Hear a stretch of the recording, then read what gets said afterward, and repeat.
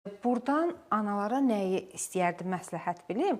Məsəl üçün, uşaqları məktəbə aparırlar, bağçaya aparırlar. İstəmirlər ki, uşaqlar xəstələnsin. Birinci növbədə virusa nə vaxt yoluxursan? İnsanın immun sistemi aşağı düşəndə və sən soyuqlayanda. Soyuqlar da birbaşa hardan qaynaqlanır? Ayaqdan.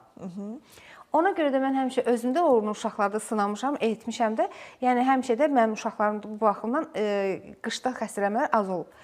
Xardal, qarşıtnik deyirlər də, hamı onu xardal. Bəli, onun hal-hazırda apteklərdə satırlar əczaxanalarda ki, paket formasında, yəni onun əvvəllər, məsəl üçün, bizim dövrümüzdə bir tərəfi, yəni toz halında olurdu. Amma indi paketli deyəndə daha rahatdır.